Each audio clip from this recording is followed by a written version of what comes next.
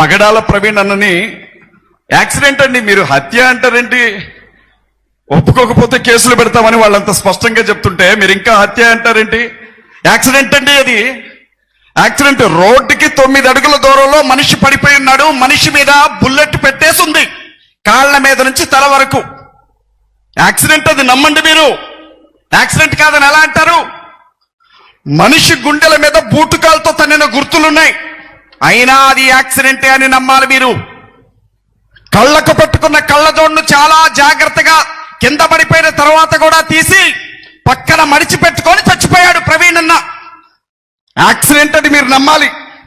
మూతికి పెట్టుకున్న మాస్క్ చాలా జాగ్రత్తగా తీసి చచ్చిపోయే ముందు పక్కన పెట్టుకొని చచ్చిపోయాడు ప్రవీణ్ అన్న.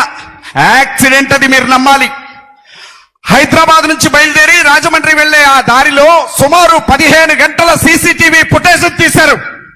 ఆ 15 గంటల్లో ఎప్పుడు చూడండి, ఎక్కడ చూడండి, మందు షాప్కి వెళ్ళాడే తప్ప ఆకలని చెప్పి ఒక్క హోటల్ దగ్గరకు కూడా వెళ్ళలేదు. యాక్సిడెంట్ ఇది మీరు నమ్మండి.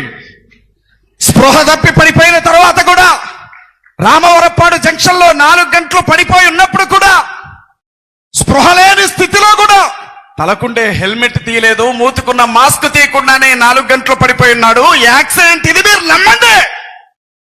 ఎక్కువ మాట్లాడితే కేసు పెడతాం, ఎక్కువ మాట్లాడుతూ కేసు పెడతాం. కోడకల్లారా, మీ యొక్క అనుమానాలు మీరు చెప్తే మేము వినాలా?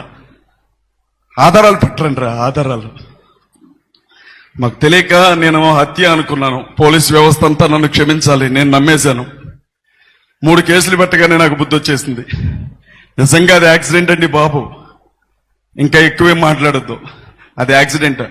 యాక్సిడెంటే ఎందుకంటున్నాను ఈ మాట అంటే, భారతదేశంలోని ఉత్తరాదిలో 13 రాష్ట్రాల్లో మత మార్పిడి నిరోధక బిల్లులు వచ్చాయి. మత మార్పిడి నిరోధక బిల్లు అంటే ఏంటో తెలుసా మీకు? ఏ చర్చి పాస్టర్ కి కూడా బాప్టిజం ఇచ్చే హక్కు లేదు.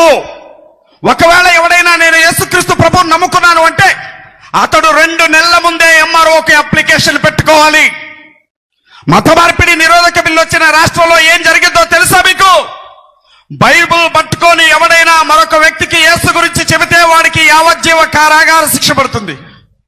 మత మార్పిడి నిరోధక బిల్లు వచ్చినటువంటి రాష్ట్రంలో ఎవడైనా ఫలానా పాస్టర్ నా మీద మత మార్పిడి, నన్ను బలవంతంగా మతం మార్చాలని ప్రయత్నించాడు అని చెబితే వాడికి మరణ శిక్ష విధించే చట్టం అది.